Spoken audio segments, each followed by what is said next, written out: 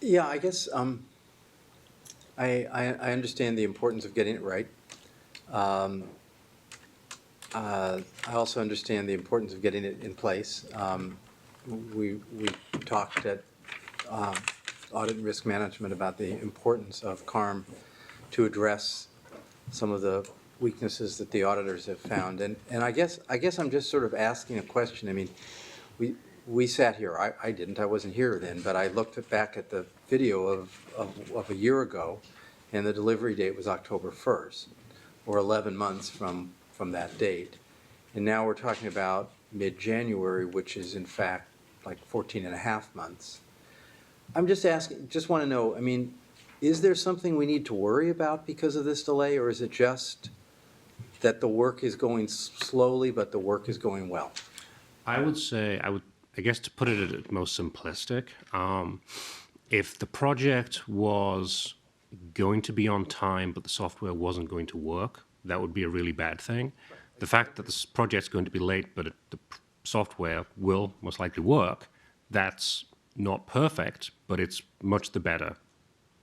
You know, That's what I'm asking. I'm asking, is this delay something that we need to worry about because it's suggesting problems with the development of this system? Or is the delay just, for some reason, it's taking longer? the delay is, well, there's been a couple of different reasons.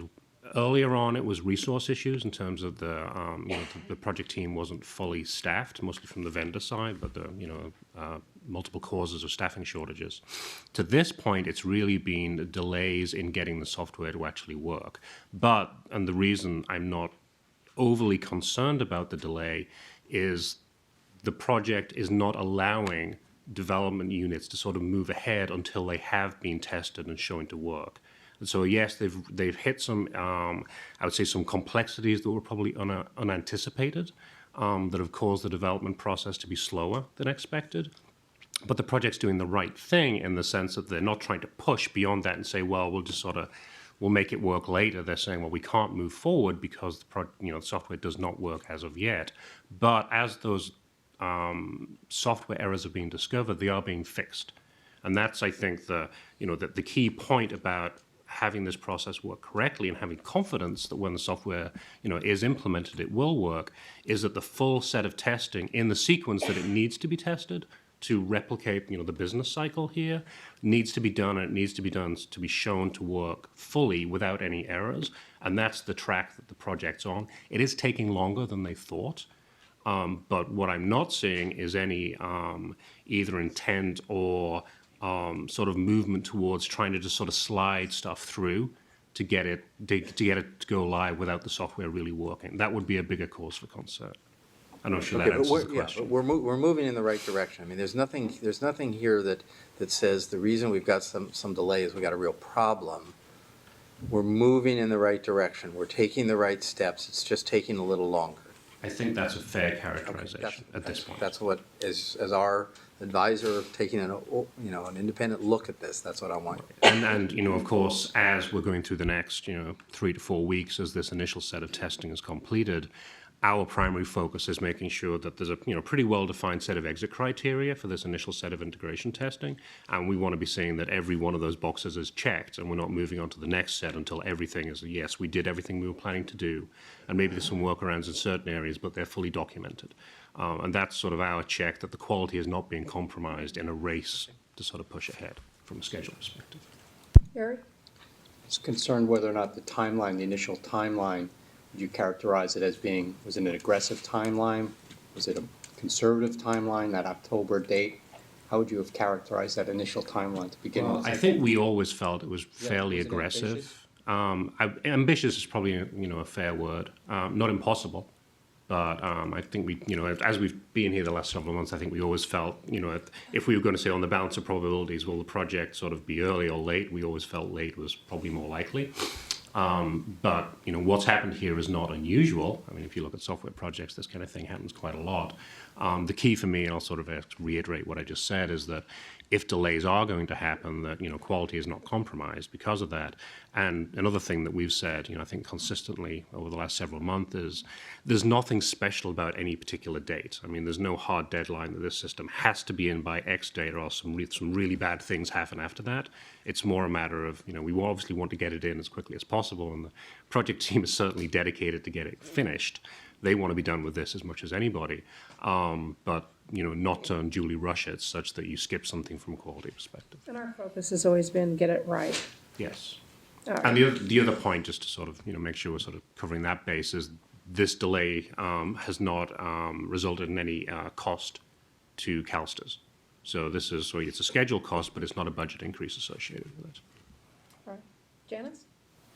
I just wanted to point out one other thing, is that there's 3 very small pieces of scope that are going to be coming in later than our original implementation date, and it's 3 things that we are currently doing manually anyway, and we've moved those out of the scope to try to get the basic system in so that we can address some of the issues that have been raised. Well, and just to be sort of clarified, it's not being moved out of the scope of the project. It's being moved out of the scope of the initial release that will probably go live in January, and those 3 pieces will go live at some point shortly after that, but before the release 2 functionality goes live in the summer. Super. Thank you. Any other questions on CARM? All righty.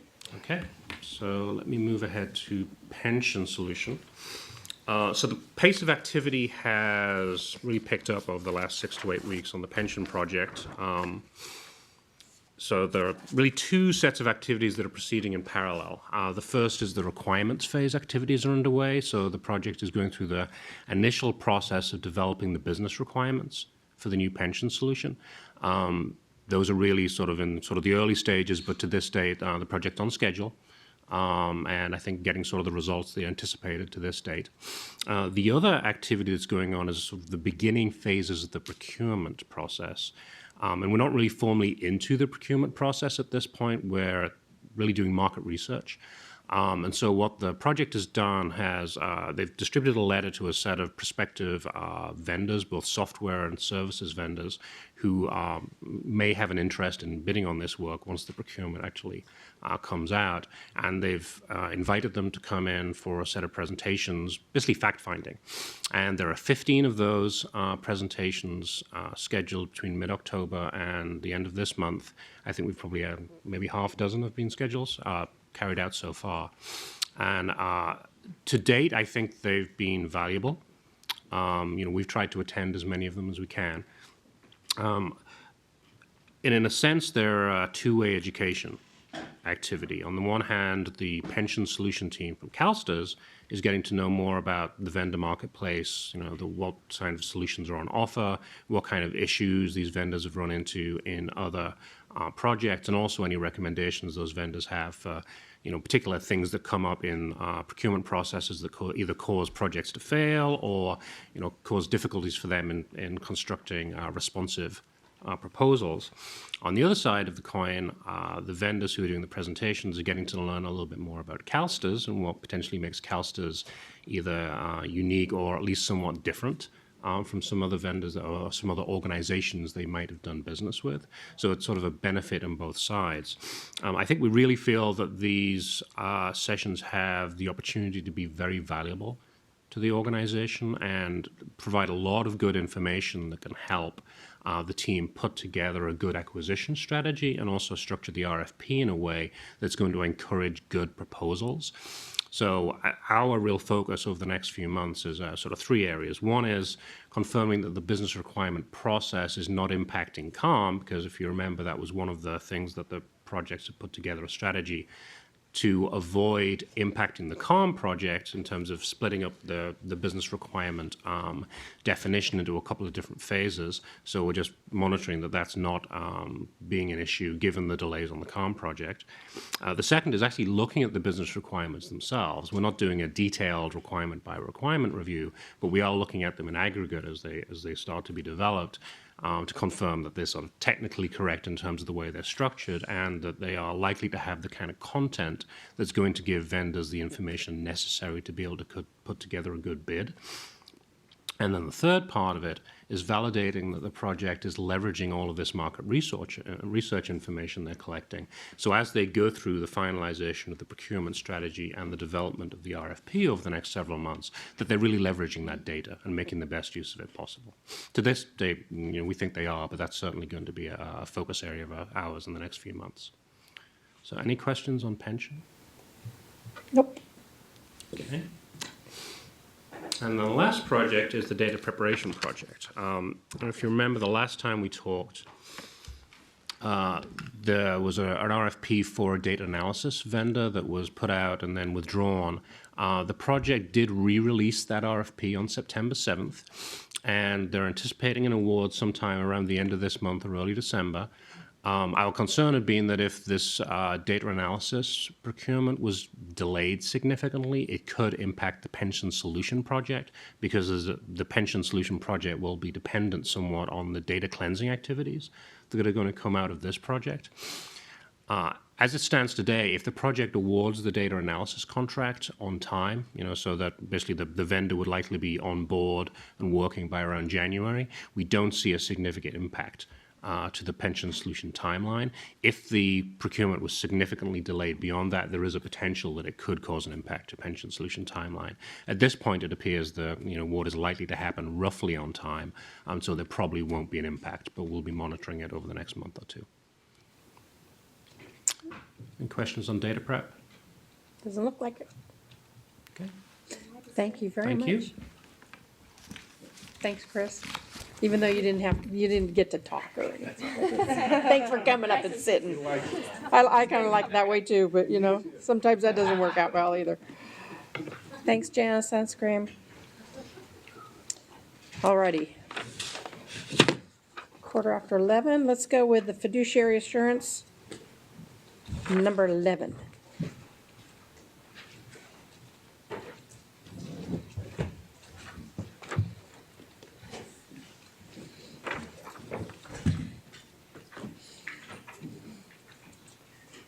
So welcome, Lamont and Ian. Good morning. Good morning. Just to provide some background, I brought my big binder here. We're not going to go through all of this. Fortunately, this will be shouldn't take too long. I just wanted to kind of provide an update. As you recall, back in April and June, we discussed your fiduciary liability insurance, and in June, you approved your fiduciary liability insurance for this fiscal year.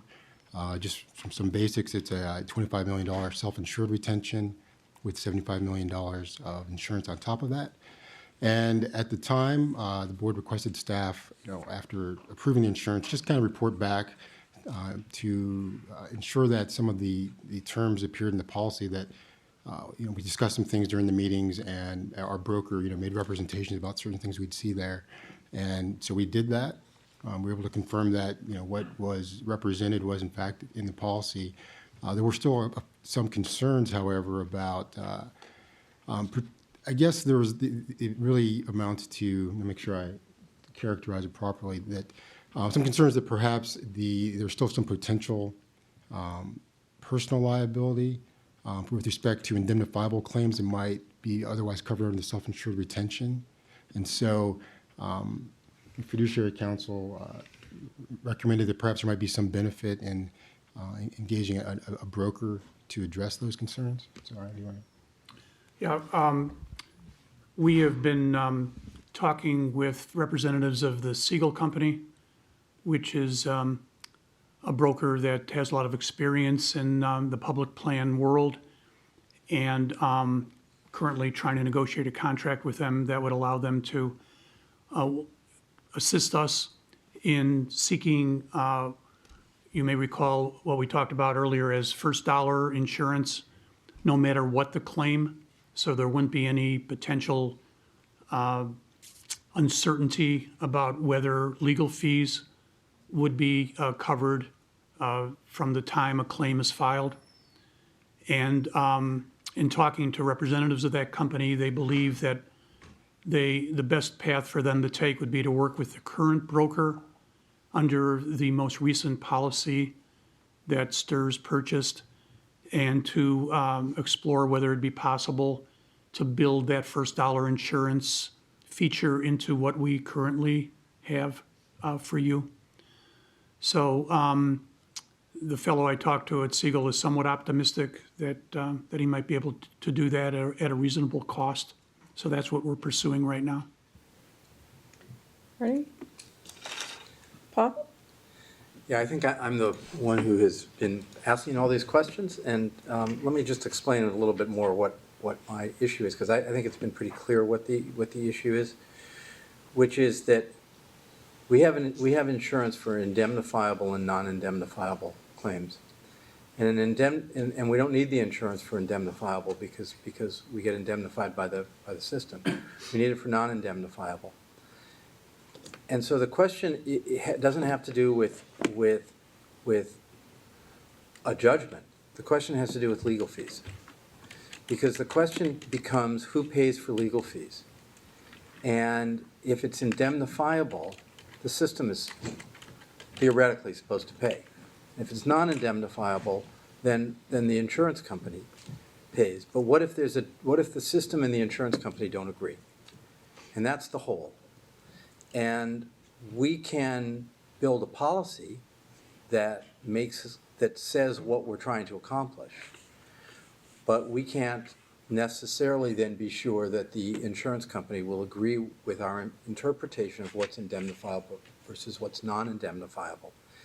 And so to avoid that question, so that this board isn't left with up to $25 million worth of exposure as individuals, because of a disagreement between the insurance company and our attorneys as to what under state law and under the policy are indemnifiable and are non-indemnifiable. That's the whole that I was led to believe when we approved the policy earlier this year was covered, but it appears not to be, and that's what I would like to see addressed. And I think it's tremendously in the interest of all of us who work very hard on behalf of this system to have that protection. If I could, I'd like to just clarify one aspect of what the broker might be able to provide for us, and that is, and I think what was unclear in what's been described is that the definition of non-indemnifiable claim, and what the broker represented and the way that it's written is such that it's a drop-down policy, so it doesn't say that that if it's not indemnifiable by statute or by or by some other, I guess maybe by statute, I would say that it's not covered, but that if the insured does not provide. So if CalSTRS was not providing for whatever reason, that's what's supposed to trigger. So that's what we're trying to clarify. And we think that the broker thinks he might be able to get there might be some benefit in trying and pursuing some clarification around how the self-insured retention affects a insured person. But I understand I understand what your concerns are. Okay, and so. So it may be the simplest path is from what's been expressed. I mean, we haven't finished the contract, so we haven't had them actually work on it. But one of the things he suggested was maybe just providing a clarification in within the policy. That we make that determination, that when we say that it's non-indemnifiable and therefore CalSTRS isn't going to cover the costs, that alone is all that the insurance company needs to know, that they have to step up. Something that would clarify, right, that if CalSTRS is not providing indemnification because we deem it to be non-indemnifiable, that in fact, that non-indemnifiable coverage drops down. I mean, that's the way. And the insurance company can't argue with that. How that plays out, Okay. we haven't been faced with that. Where do we think we stand? I mean, do we think we? I haven't talked to the broker's representative about that issue. I basically talked to him about the possibility of getting you first dollar insurance, period. So it's possible in subsequent conversations, he's indicated that he doesn't think that's possible, but that's what I would like to ask him to seek to get for you. If he can't, then, it seems to me we fall back and explore other options like defining indemnifiable and non-indemnifiable, which solves a lot of the problem, but again, doesn't solve all of it, in my opinion. But if that's the best we can do, you know, I mean, then we, you know, we just have to tell you that, you know, that's the best we can do. But I would, you know, my recommendation is to, you know, to try to get a discussion and try to get either within the current policy or get a separate add-on policy, first dollar coverage, so we don't have to worry about how to define anything. And that's where, we just need to finish the contract with the broker at this point so we can get the full, you know, get the full benefit of his advice and expertise. And I guess what's holding that up? I mean, Well, we just received their comment. They're in New York, so they've been impacted by the storm that occurred last week. Had sent them the contract, asked them to redline it. We did just get it back. So we'll probably get our comments back to them on Monday, I would say. And I don't think, you know, there should be much problem with getting them retained in a very short period of time. Okay, I've just been a little, I'd like to see this move forward. This has been an issue now that we've been, I mean, here it is November. We've been talking about this for a good part of this year. And I just think it's an issue that needs to be addressed with some urgency, and that's all I I'd like understand. to. We're working towards that, as I said. We just received their comments back to our contract. There's a contractual process we have to go through, but we have their comments. I expect we'll get our comments back to them Monday, I mean, at least the early part of next week, probably by Monday, I would say. So we should have some sort of update, if not prior to our December meeting, but at our December meeting.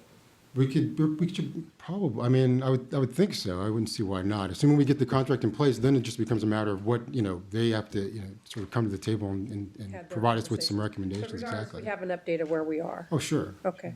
Can you please just keep us apprised, Lamont? We would really course. appreciate that. I know it weighs heavy on some of our minds, and so that would be very good if we could do that. All righty. Did you? Go ahead, Harry. I don't have much, I have very little experience dealing with these issues. So the non-indemnifiable claims, Mr. Lanoff, you've been at this a long time. In your experience, in your work, how frequently, how often has that happened? That pension boards have wound up in, you know, lawsuits where non-indemnifiable claims actually were lodged against individuals or board? There haven't been, as we've discussed, there haven't been many lawsuits against public plan boards. Recently, there was one filed against the Alabama board. Alabama seems to be in the news lately, and I'm not aware of how that's working, whether they even have fiduciary insurance. But I do know that there have been many suits filed against private sector multi-employer plan boards. And because of the confusion over what is indemnifiable, that's why this particular broker has been recommending and hasn't been able to get first dollar insurance to cover legal fees for those boards. So that's where, you know, we first heard of him and the firm, and, you know, where we got the idea that, you know, this could provide the best protection for you when it comes to legal fees. Ordinarily in these situations, and I would say especially with a board like CalSTRS, where we do too much due diligence sometimes, it seems to me almost, and that's from your fiduciary counsel. I don't have much doubt about our ability to defend you in the event, you know, you're ever sued or claims are filed against you. But where the problems emerge is with legal fees.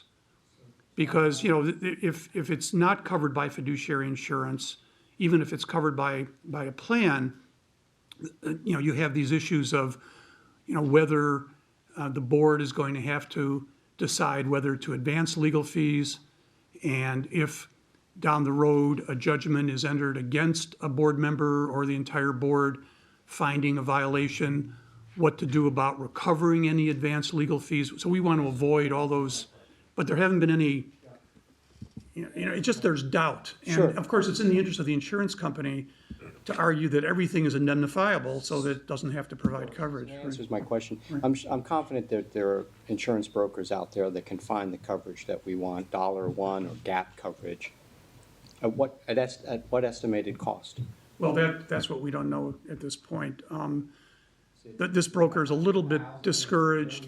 He's a little bit discouraged because, you know, I think it's his opinion that if this had been included as a feature originally in the coverage, that it might have, been part of the package that would have led to lower cost. And he's a little bit concerned about, adding in at this point when the insurance company already has your contract and the premium that it's, that it's charging, or all the insurance companies. But, It's up for renewal in a year. I was gonna say, right, so hopefully, if we can't get something, we'll do our best now, we'll see what we come up with, and, if we can't do what what I would like to see done, then as you say, we can work on it through the year and hopefully, get it. But I would prefer to, obviously, the sooner the better. Yep, that's true. Alrighty. Thank you, Lamont. Thank you, Ryan. Okay. Alrighty.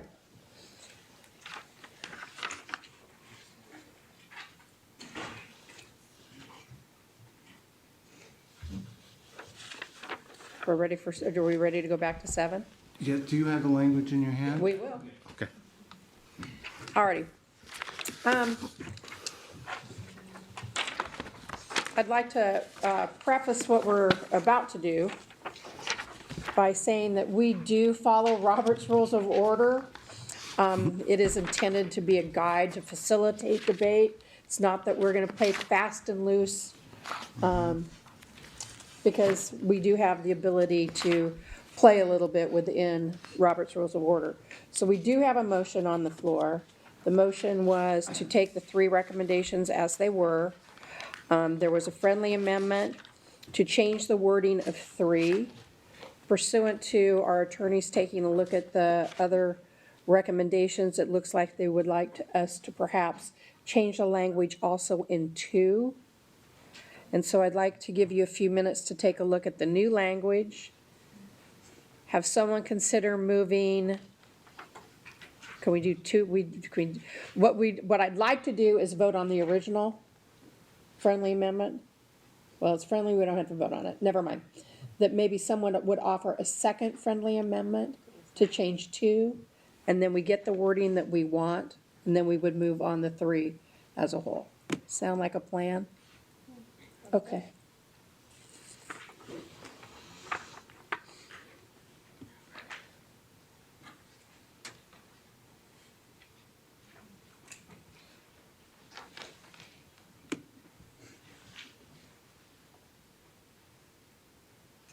So I have a question. We've changed the word clarified to modified. That's because that's what it will take to clarify it, would be an actual modification of the law. Well, it's that the existing statute is specific. It is 8%, it is 8.25%, so there's nothing to clarify. Okay. So then then it would be modified. Okay, thank you.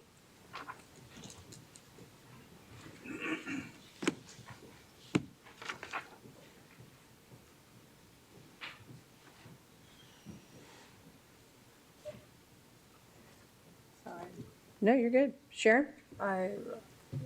What am I supposed to do again? Offer a Friendly a friendly amendment amendment to to number 2 2, as yes. edited.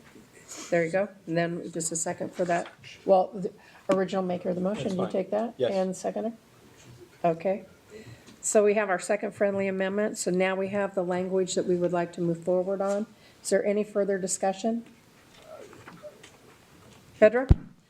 On item 2, although I'll abstain from this, I'm trying to understand going back to Ed Code and not to AB 340 that talks about setting the contribution rate based on total cost and adjusting it by the 0.25% or rounding it to the 0.25%. I thought that's how you arrive at 8.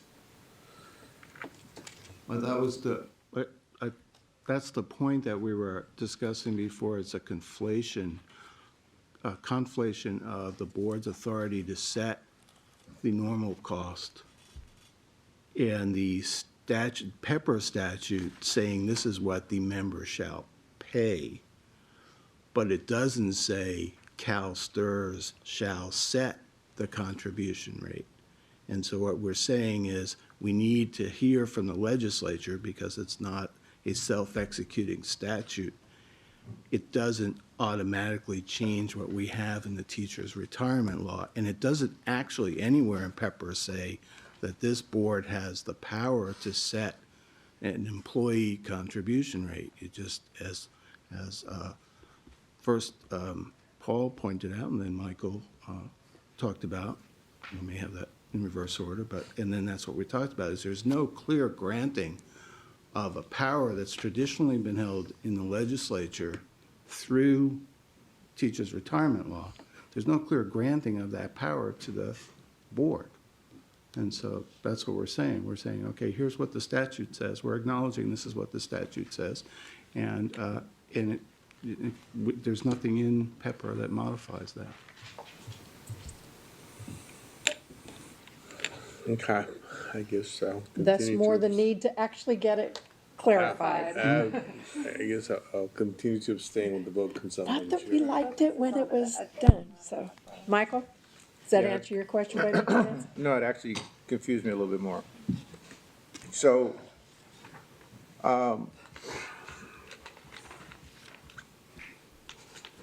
I thought that this board had the authority to set, in the absence of Pepper, this board had the authority to set employee contribution rates. No, They're set by statute. the 8% is set by statute. Okay. And that's the statute, I'm sorry, I didn't get a chance to get back to, I didn't get a chance to get back to you on that. That's the statute that we cited in this revision to number 2, is this is the teacher retirement code section that says the member's contribution rate shall be 8% of their creditable compensation rate. So we had a couple of different, So we would have been okay. what Paul was pointing out before Okay, was that Pepper did not, it appears that Pepper did not give us authority to set employer contribution rates. Right. Now the question in number 2 is, does Pepper give us the authority to set employee contribution rates? And if I'm not mistaken, it appears that it does. And it appears that, I would disagree. well, then tell me. 'Cause- It 'cause- says that shall have an initial contribution rate, let me see, shall have an initial contribution rate, but it does not say Teachers' Retirement Board shall Well, take, no, it didn't say it show- well, that's point- what we're point- talking about, the grant of authority. What's the language that you're looking at? I'm looking at 752230, subparagraph C, third line down, I'm on TRB 64. And it talks about, in a defined benefit plan, shall have an initial contribution rate of at least 50% of the normal cost rate. So, Shall have.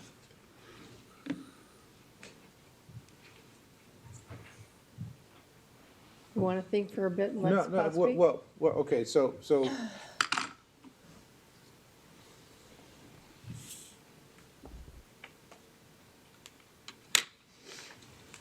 it seems to me that,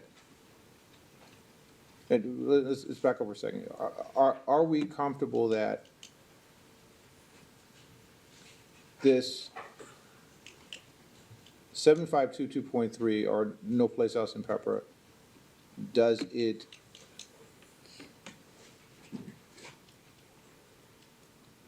really conflict with the 8.25, the employer contribution rate? What I'm hearing based on what Paul was saying and based on what I'm hearing from you is that we were not, there doesn't seem to be a real conflict with respect to, a real issue with respect to whether we now have the authority to set employer contribution rates. And that's set by statute, is 8.25% it's there, and there doesn't seem to be a conflict between the two statutes on that point.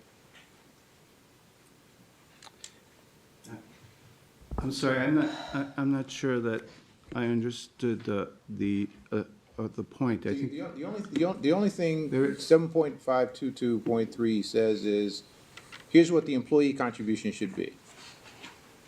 And it should be based on this, it should be based on, so, but it says this is what the employee contribution should be.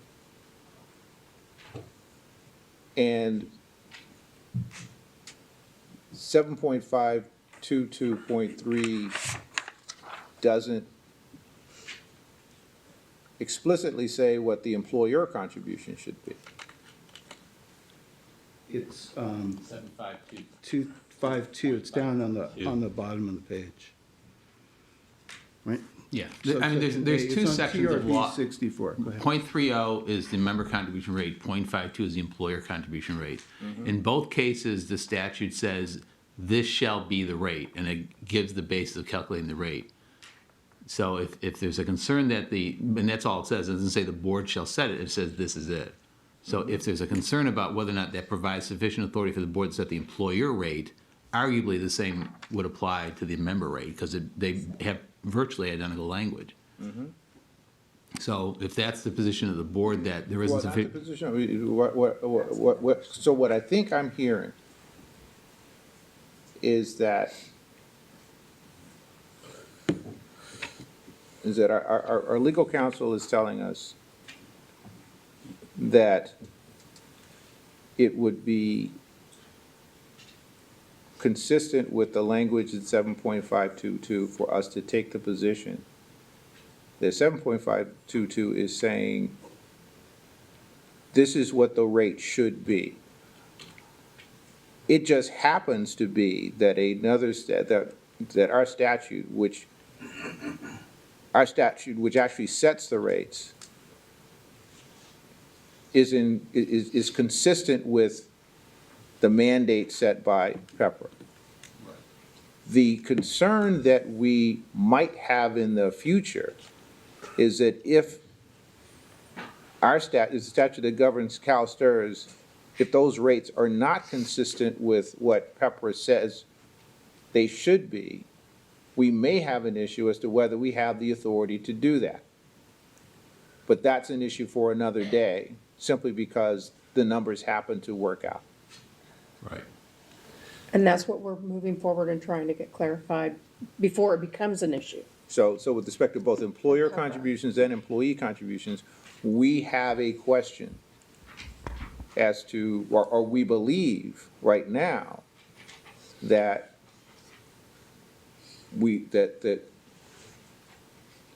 It's ambiguous. well, it's ambiguous in one sense, but the conservative view of, I think a conservative position, well, I want to hear, eventually, I think I'd like to hear from council, but what I think I'm hearing from council is that currently we don't have the authority to change what's in our governing statute. And if the numbers work against us, we will have an issue that we will have to go back to the legislature to ask them to fix. But that's not an issue for today, Well, necessarily. I guess, I think if I may, there's a sort of a further point. It is helpful, if we're trying to get clarification about what the statute is in the long run, even though it's not technically an issue right now, it's helpful to know so that the board is on record as saying, in our view, the education code is what's in effect, not the government code. So I think as long as we're going through and, cleaning it up, we should clean it all up now. And the fact that it doesn't happen to matter for the time being is nice to know, but I think it's helpful to have the board on record as saying, this is not clear either, and this should be clarified. And in the meantime, we're acknowledging what the rate is under the education code. Just, I want to add, though, I think based upon the discussion that we had, and then we went back, and we revised this, because I think the underlying question is, do I advise you that you have the authority granted to you by this government code section to set the member contribution rate. And I say, no, it's so unclear that there's no clear grant of authority, and therefore you need to have it clarified. Because it's set by statute, and then the way that this is set up, as I said, it's not self-executing, so it says shall be. Doesn't really say who's gonna do it. We're filling in the blanks, and right now, logically, if we fill in the blanks, we're at 8 either way. But certainly, as your lawyer, I would not recommend that we assume authority from the statute that doesn't give us authority, when we already have a very clear statute that tells us what we can and cannot do. Paul? I think we're beyond that question, Brian, of are we establishing or are we acknowledging? I think the question is, which code is operative? Is it PEPRA or is it 22951 with respect to the member contribution? And let me ask you a question. If the actuaries had come to us and said the normal cost is 20%, hypothetically, not 15.9, was 20%. And so we adopted in number 1, pursuant to, et cetera, we find that it's 20%. 50% of 20% is 10%.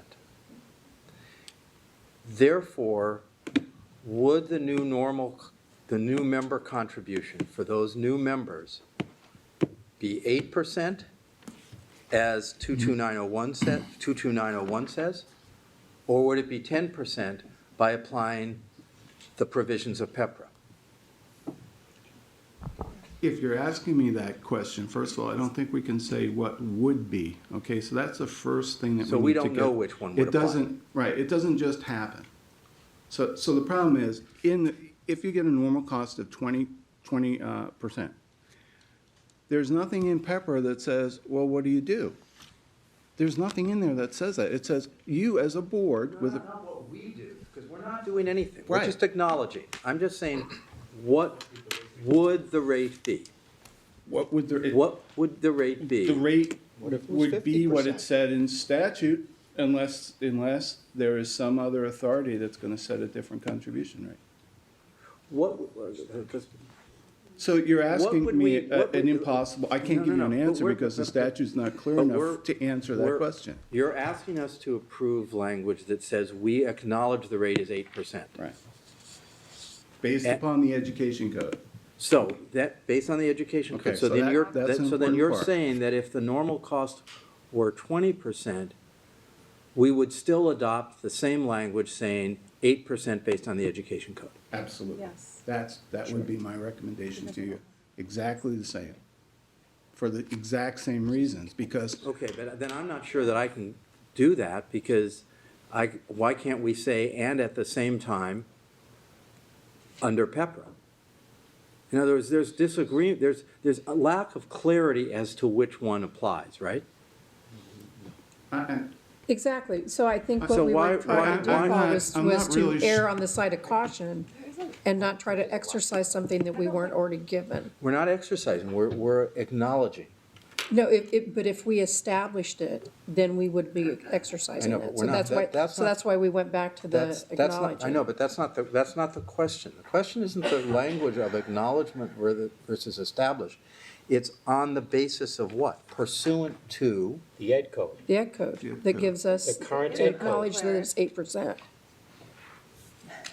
Okay, that, okay, well, I'm not sure, and I'm just saying, what I'm saying is I'm not sure.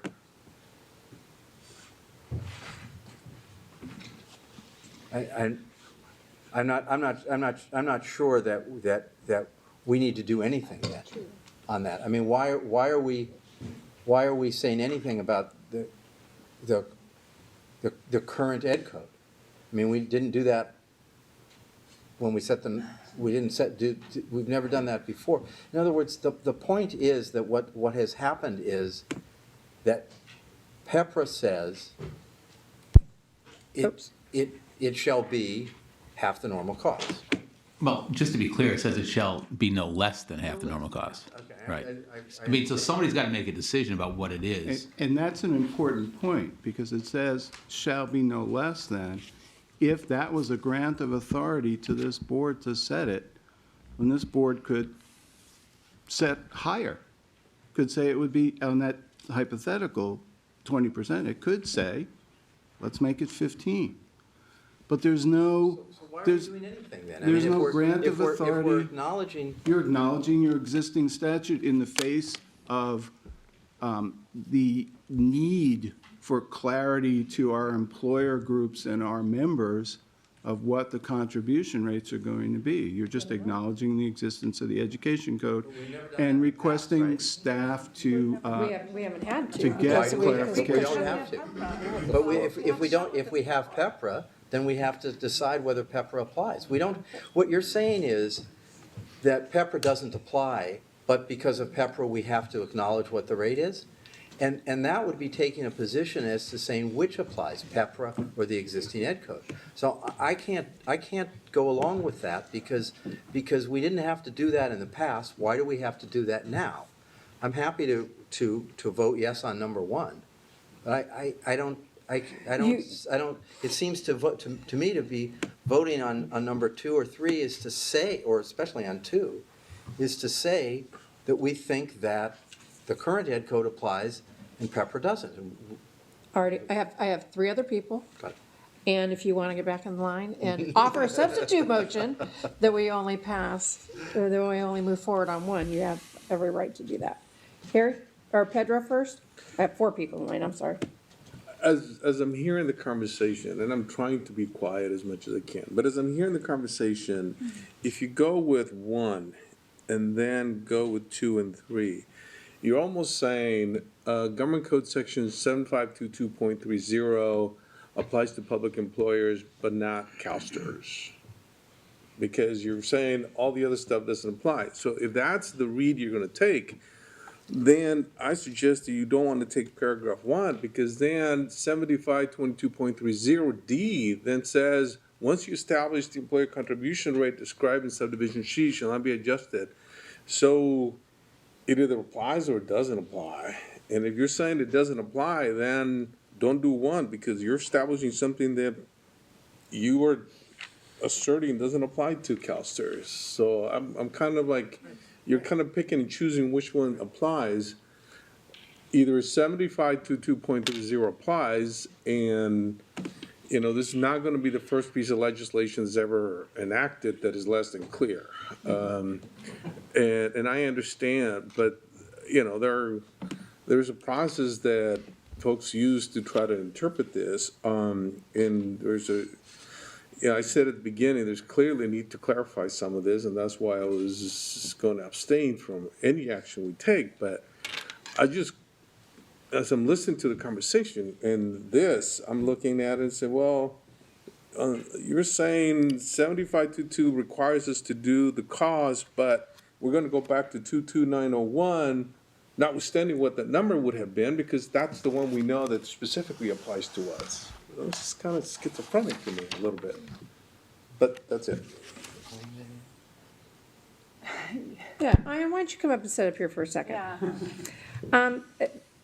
My response as chair was that it seemed that we felt that we didn't want to go there with the employer, but it's a parallel construct for the employee.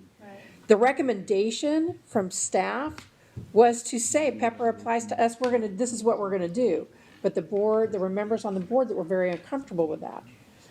So now it's like we've come full circle and said, no, we're not comfortable doing with what we were uncomfortable with in the first place, so. Uncomfortable all along. Yeah, well, it's because the law was so unclear, so, Harry, Sharon, and then back to Michael? I'm not struggling with this at all. I think the ed code is very clear. All this recommendation says is that we're acknowledging what the current ed code is. We're not talking about granting us any authority. It's not saying this board has new authority, the authority has changed. This simply says we're acknowledging what the current ed code is. This is, Not set contribution rates. There's no risk in acknowledging it. The risk is to say, well, we want to look at Pepper, and does it change if these numbers and these hypotheticals, what if it was 50? What is what the Ed Code simply states.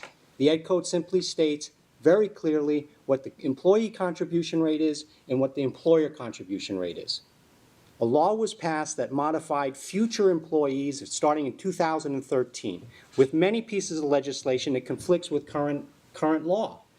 This allows people they'll work it out. But as the law is written now, all this says to us is we are acknowledging what is.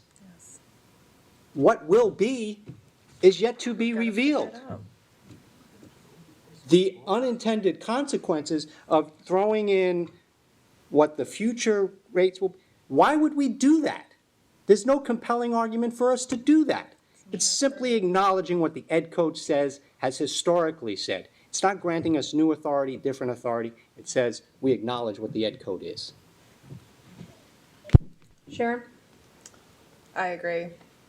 You said what I wanted to say, and I guess I just want to make it clear for the public that, we're very clear, we do not set, contribution rates, and that needs to be very clear from but we do not do that. The legislature does that. That's held in statute. So I just want to make sure that's clear, but I concur with what Harry's comments, so. I feel like some of the conversations I'm hearing make it really obfuscated, and to me, it's very clear and direct, so. I'm done. Michael? This is not the first piece of legislation that conflicts with an existing piece of legislation. And I guess what I'm not hearing is an analysis from council as to how under court cases or whatever, conflict should be resolved. But having said all that, I agree that that basically we should not be doing anything more than acknowledging what is in the Ed Code. But I also think that we should be making it clear that we recognize that although there's no conflict in fact right now, there could be a conflict in the future between these two statutes.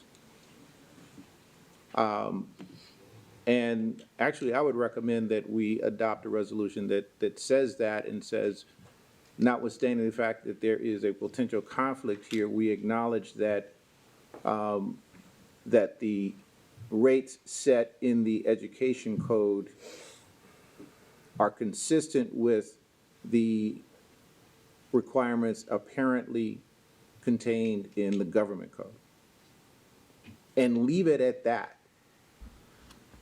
And because right now, I'm not hearing whether, I think that's all we should be saying. I think this is close to saying that. And I guess my one question, just focusing on the minutia of what we are required and not required to do, is just to confirm from council that number one is something that we are,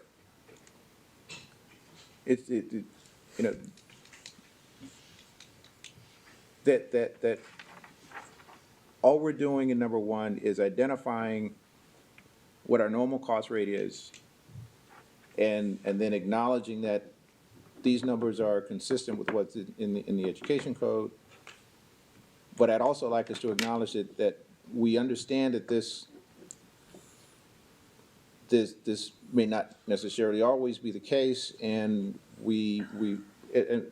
because I am very concerned about what might happen.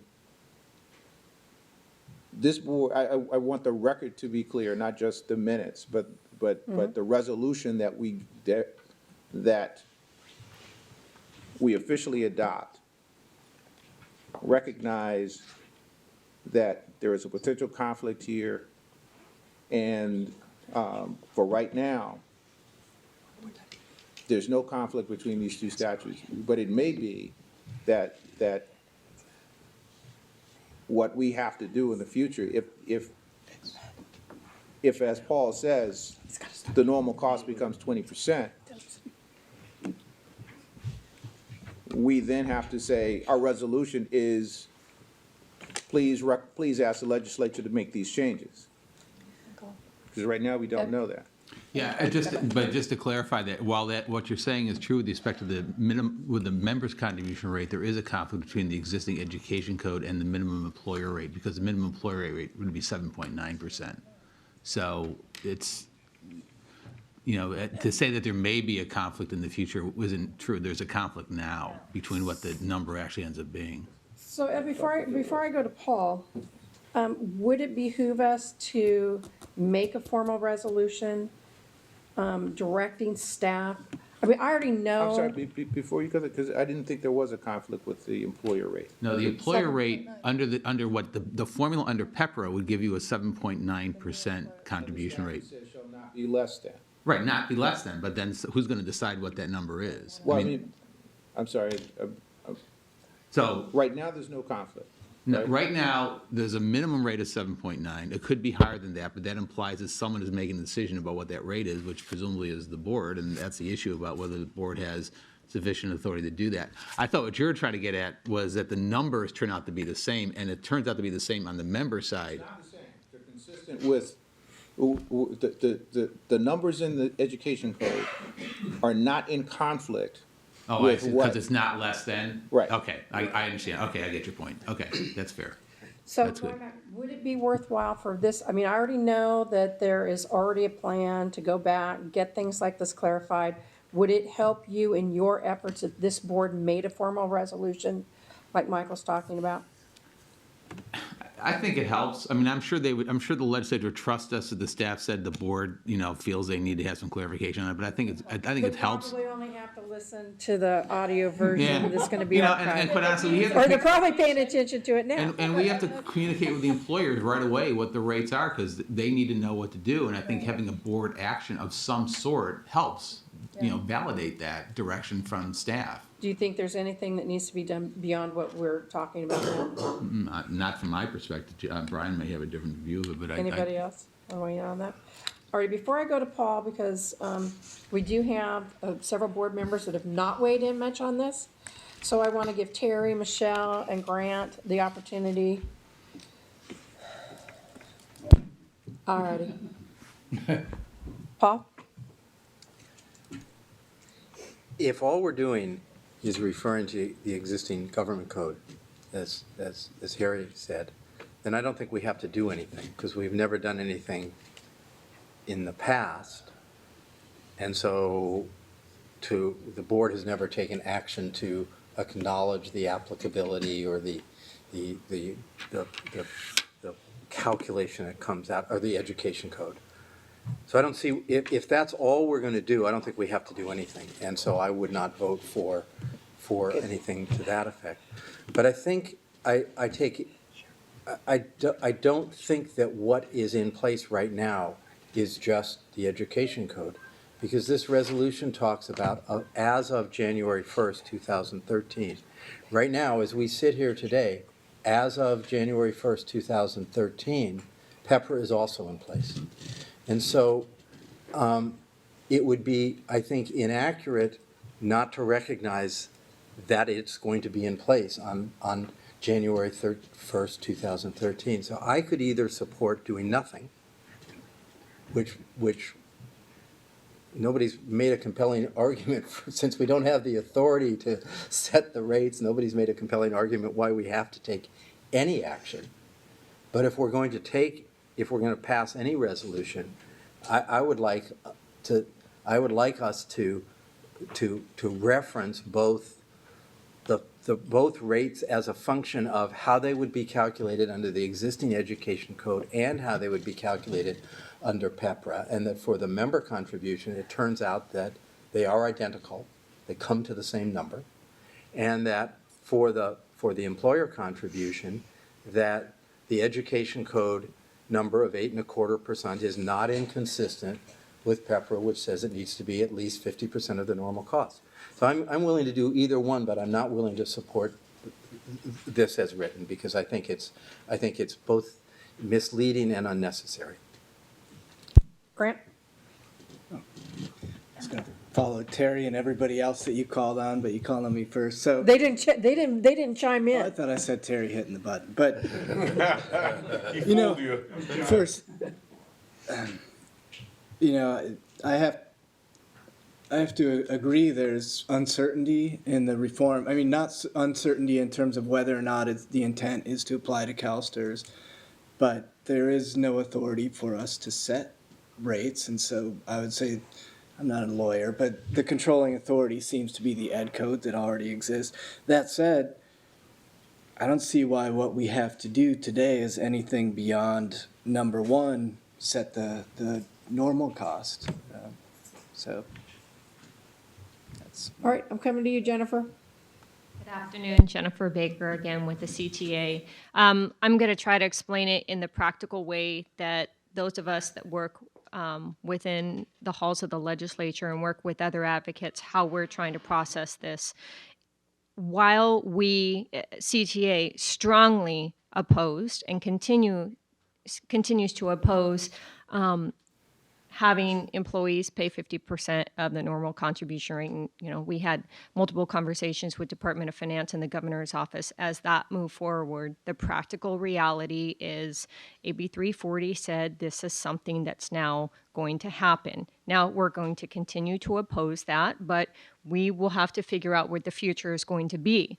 Even though we don't like it, it's extremely important for you to set this normal contribution rate, because I can guarantee you everything else is going to be put on hold, because suddenly all of the advocates are now going to be scrambling because they're going to have to come and we're all going to have a very broad discussion about this very issue.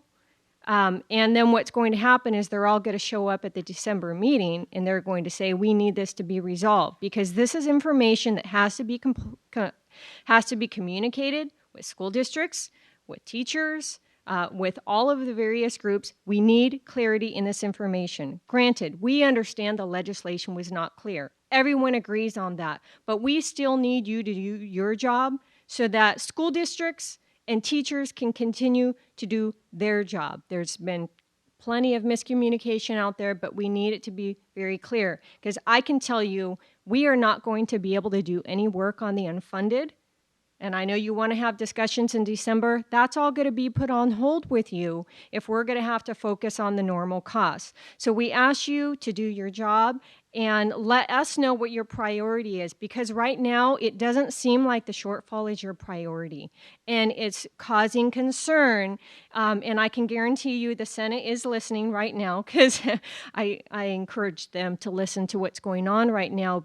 They communicate to me, they understand this needs to be clarified. That's going to happen. But in the meantime, we need you to do this. We know it's something you haven't had to do in the past. We've been working on these issues for how many decades? But the reality is this legislation slightly changed the way things are going to be done. Do we like it as an organization? Absolutely, CTA doesn't. But this is what we have to deal with right now. So I would like to encourage you to please do what you need to do so that you can let school districts know what the normal contribution rate is going to be, because otherwise, for us, that means postponing other discussions we're having so we can try to figure out how to encourage you to do that. So I know it's a very tedious conversation, but this is something that's very important for us to know how we all move forward. Could I just clarify that you're asking the board to make a decision on the normal cost rate? Yes, we need the board to have clarity on these items, because that allows us to move this aside. And for all practical purposes, advocates and even people at the Capitol within leadership understands that in all practical purposes, it's not going to change what the current rate is. So we understand that employees aren't going to have to pay more. We understand that because we know that whatever legislation is going to be passed to clarify any technical issues, whether or not there will or won't be policy legislation, we understand that that's going to happen sometime within the spring. So we know for all practical purposes, It's paperwork and it's, let's call it the dog and pony show, but those practical numbers aren't going to change for at least 1 to 2 years. So that's going to be something that we're going to have also in context with budget conversations. Because remember, all of these conversations do have an impact on the education budget and Prop 98. And all of that then bleeds into conversations about the unfunded and the shortfall. So it's important to advocates to understand what numbers we're talking about so that those are set in stone, and that allows us to have discussions about other number issues with the shortfall. But actually, just to sort of clarify, I think what Jennifer's really referring to isn't the normal cost rate, it's the contribution rate, right? Yeah. Yes, right. Both? No, it's both. Harry? No, I'm done. Sharon? I call the question. All right, Sharon's call for the question. It's not debatable. Is there a second? If there's a second. Is it possible to make an amendment? Or we vote on this? Not now. Okay. I'm sorry. Okay. So, the motion is before you as written. The motion is to close debate. The motion is to close debate. So, all in favor of closing debate, say aye. Aye. All opposed, no. No. No. I'm going to say that the motion passes. Is there a call for division or challenging the chair's decision? Alrighty. So then the 3 recommendations are before you. All in favor, say aye. Aye. All opposed, nay. Nay. And the chair votes yes. Any abstentions? Motion passes. The motion passes. All right. Thank you very much. Whew. Okay, everybody wipe their brows on that one. All righty. So then moving on to item number 13.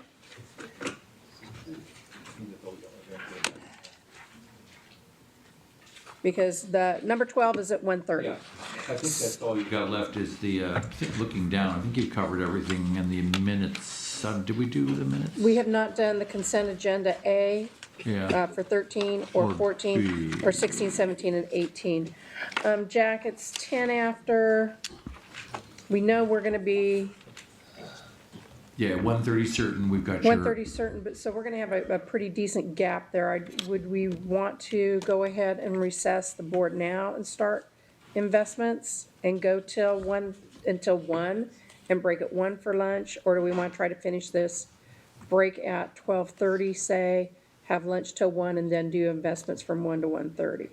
That's not close.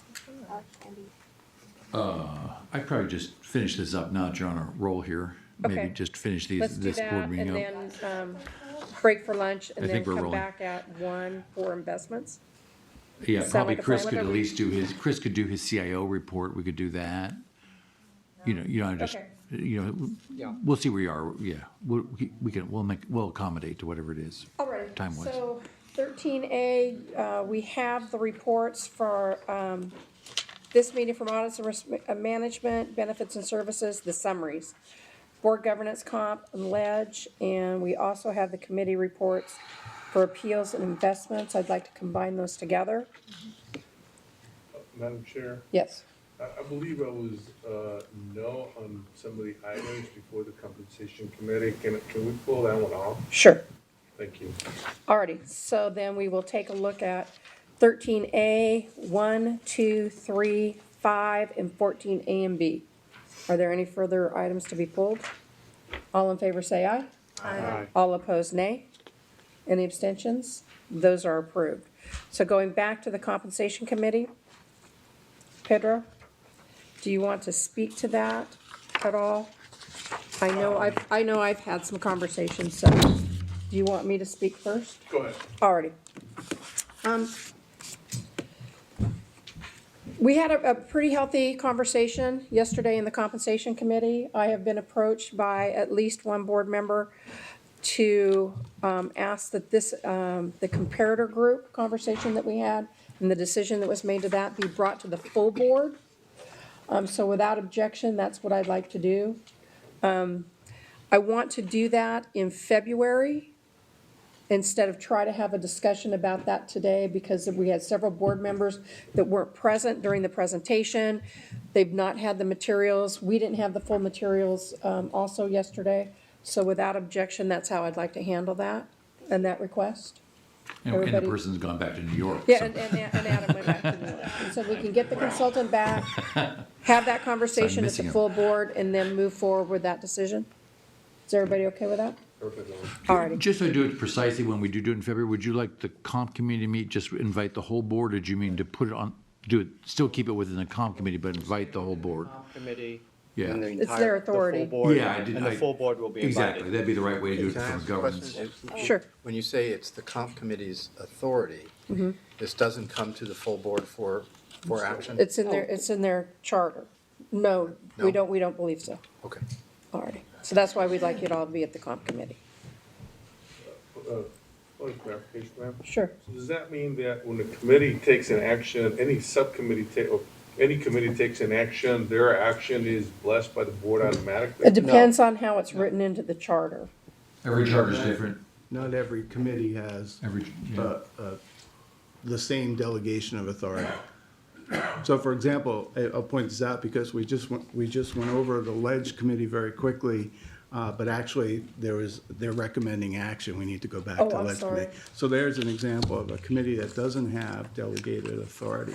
But the Charter and Comp Committee is pretty clear that up until the recommendation to change the compensation policy, the Compensation Committee has the responsibility and authority to engage in the study and background information, and so the action that was taken is within their authority, or is within its authority, I'm sorry. Thank you for the clarification. Alrighty. So let's go back to Ledge, and we'll read the motion into the record and just the motion. Oh, the motion? By direction of the committee, I move to adopt the recommended sponsorship of the legislation to expand the board's authority over senior management classifications and the legislation authorizing CalSTRS to electronically distribute the annual retirement progress reports. Alrighty? So is that a That's- recommendation to seek legislation? Yes. Two Okay. separate bills. I will abstain from that. Alrighty. Are there any further questions? We'll put this motion forward separately, and then we'll go back to comp. All in favor, say aye. Aye. All opposed, nay. Any abstentions? Aye, That motion passes. abstention. And I remember to ask, too. I'm impressed. So then we're back to the comp committee. All in favor, say aye. This is just to adopt the summary with the exclusion of the comparator group. Because we're bringing that back, correct? That would be the way to word that? We're adopting the rest of the committee summary. I'll have to get that back from Sharon. Oh, sure. You received a disclosure report, and it was, you know, So all the other actions that were in the Just the comp last committee? sentence then. Yeah. Well, no, I'm not so sure it's the last sentence. we didn't have it. Because all the rest was about. We met, we received the presentation, comparator, voted to instruct, Very analysis, yes, we Just would, the just the last last I think sentence. it's the very last sentence is all that's left. The summary for the incentive awards for participants covered under the board's policy for 11-12. All in favor, say aye. Aye. Opposed, nay. Any abstentions? All right. It's been 2 days. Have we had items that have been referred to us for decision by a committee? No, Well, we're moving the comp committee to February. Right. So back to comp, though. But that won't be voted on by the board. just No, the that'll committee. come to comp committee. And then new business, review of information requests. Draft agenda for the next meeting. Grant? Oh, I'm sorry. So we're off the committee reports now? Yes. Because there is one other, for the sake of consistency, the ARM committee had an item that is it's a motion from the committee to the board. On which one? Arm. Uh-oh, how'd we miss that? My excuses are peckish. There's Ledge. I didn't look at these very well. Okay, we'll go back to Acceptance audits of and the risk auditor's management then. report. Paul? You have a motion also. Thank you, Grant. By direction of the committee, I move acceptance of the independent auditor's report on CalSTRS financial statements for the fiscal year ended June 30th, 2012, the independent auditor's report on internal control over financial reporting and on compliance, and the report to the Audits and Risk Management Committee and Teachers Retirement Board. All in favor of the motion, say aye. Aye. All opposed, nay. Any abstentions? Alrighty. Draft agenda. If you take a look at the draft agenda, are there any additions or corrections to that? Jack, what do you think? This is the, February. February, just again, I make sure the audience isn't misled there. We are meeting in December and January. This is really the agenda for, I'm looking at February in here, yeah, for your next full meeting, but obviously there's the one-day meetings in December and January.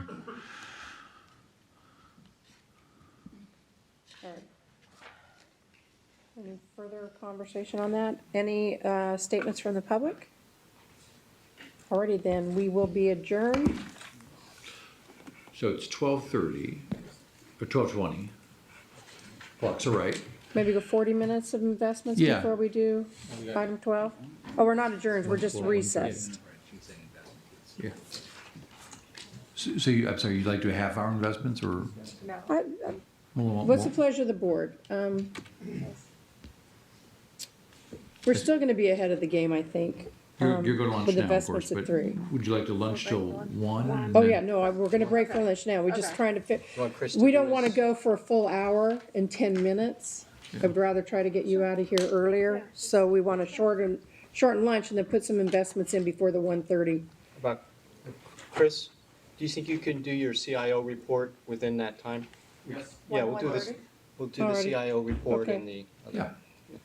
And if it happens to be that Anthony comes in and he's ready to go at 1, we could go there? He'll be here a little earlier than 1:30. He will be here a little, just to prep for you. He will be, Anthony will be here.